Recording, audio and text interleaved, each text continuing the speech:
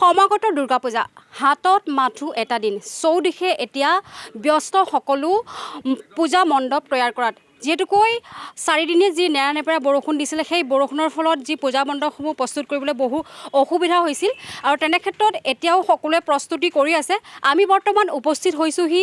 শ্ৰীনগৰ যুৱ পূজাৰ যি পূজা কমিটি ইয়াতে যি তেওঁলোকে এটা থিম লৈছে কেদাৰনাথ মন্দিৰৰ এটা থিম লৈ সুন্দৰকৈ তেওঁলোকে তৈয়াৰ কৰি উলিয়াইছে প্ৰথমে মোৰ লগত সহযোগী কেমেৰা পাৰ্চন গুণু আছে মই দেখাবলৈ অনুৰোধ জনাম এয়া আপোনালোকে প্ৰত্যক্ষ কৰিছে এটা খুব সুন্দৰ এটা মন্দিৰ যিটো কেদাৰনাথ মন্দিৰ খুব সুন্দৰভাৱে তেওঁলোকে প্ৰস্তুত কৰি উলিয়াইছে আপোনালোকে প্ৰত্যক্ষ কৰিছে আৰু ভিতৰত আমি ভিতৰৰ চোৱা আমি যাবলৈ চেষ্টা কৰিম তেওঁলোকে যিহেতুকৈ ইতিমধ্যে আমি দেখা পাইছোঁ ইতিমধ্যে তেওঁলোকে প্ৰতিমা তেওঁলোকে প্ৰতিষ্ঠা কৰিলে যিহেতুকৈ প্ৰতিকূল বতৰ যিহেতু তাৰ পিছতো তেওঁলোকে প্ৰস্তুত কিন্তু ভিতৰৰ প্ৰস্তুতিখিনি তেওঁলোকে সম্পূৰ্ণ হৈছে আৰু আমি এয়া দেখা পাইছে আপোনালোকে প্ৰত্যক্ষ কৰিছে খুব সুন্দৰভাৱে এটা মন্দিৰৰ তেওঁলোকে এটা দৃশ্য মোৰ মন্দিৰ খুব সুন্দৰভাৱে সম্পূৰ্ণ কৰি তুলিছে এটা মন্দিৰৰ এটা ৰূপ আকাৰ দি পিনে তেওঁলোকে সম্পূৰ্ণ কৰিছে চৌদিশে এয়া শিৱ মূৰ্তি প্ৰতিটো মূৰ্তি এইদৰে তেওঁলোকে মানে সম্পূৰ্ণ যেন এটা মন্দিৰৰ ভিতৰলৈ সোমাই অহা এটা পৰিৱেশ তেনেকুৱা ধৰণৰ তেওঁলোকে এয়া প্ৰস্তুত কৰি লৈছে এয়া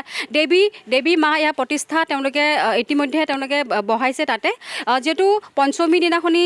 এটা নিয়ম আছে যে পঞ্চমী দিনাখনিহে দেৱী দুৰ্গাক বহোৱা যায় তেওঁলোকে আগতেই তেওঁলোকে প্ৰস্তুতি কৰিছে আৰু ইয়াতে যিহেতু তেওঁলোকৰ পূজা কমিটিৰ লোক আছে কৰ্মকৰ্তাসকল আছে আমি তেওঁলোকৰ পৰা মন্তব্য ল'ম তেওঁলোকৰ প্ৰস্তুতি কেনেকুৱা ধৰণৰ আৰু কেনেকুৱা ধৰণৰ পূজাকেইদিন কাৰ্যসূচী থাকিব নমস্কাৰ পূজাৰ প্ৰস্তুতি কৰিবলৈ আমাৰ এবাৰ বহুত মানে অসুবিধাৰ সন্মুখীন হৈছোঁ যিহেতু নেৰানেপেৰা বৰষুণ দি আছে চবেই দেখা পাই আছে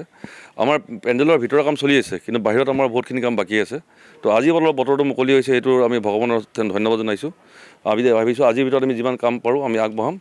তো বাকী আমাৰ আজি প্ৰতিমা আজি লৈ আহিলোঁ আজি যিহেতু পৰহিলে আমি দেৱীৰ আমন্ত্ৰণ জনাম এইবাৰ পঞ্চমীৰ দিনাই নিয়ম কৰিছে যে দেৱীৰ আমন্ত্ৰণ জনাব লাগে আমাৰ এইবাৰ আমি এইটো মন্দিৰ বনাইছোঁ আপোনাৰ কেদাৰনাথ টেম্পল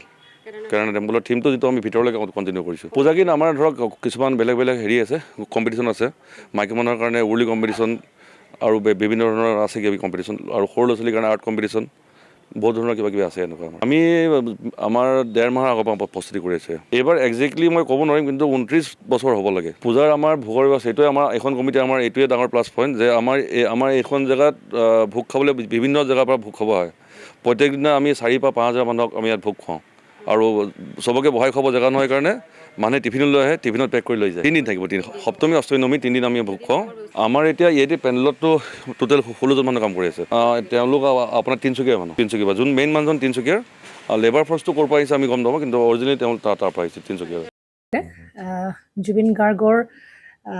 গীতসমূহৰ ওপৰত আধাৰিত গানে কি আনে নামৰ এটা সুন্দৰ অনুষ্ঠান আপোনালোকৰ ওচৰলৈ আহি আছে অতি শীঘ্ৰে অহা 15 আগষ্টৰ পৰা ধেমাজিৰ পৰা প্ৰথম অডিশ্যন আৰম্ভ হ'ব আৰু সেই অডিশ্যনৰ যোগেদি বিভিন্ন কণ্ঠশিল্পীসকলে যিসকলে এই অনুষ্ঠানত যোগদান কৰিব বিচাৰে তেওঁলোকে এই অডিশ্যনৰ যোগেদি আগবাঢ়ি আহক আৰু জুবিন গাৰ্গৰ বহুত ভাল লগা গান আমি সদায় শুনি আহোঁ আৰু আপোনালোকৰ যদি ভাল লগা গান থাকে জুবিন গাৰ্গৰ আপোনালোকে গাই ভাল পায় তেন্তে অডিশ্যনত যোগদান কৰক মোৰ ফালৰ পৰা আন্তৰিক শুভকামনা থাকিল এই সম্পূৰ্ণ অনুষ্ঠানটোলৈ ধন্যবাদ।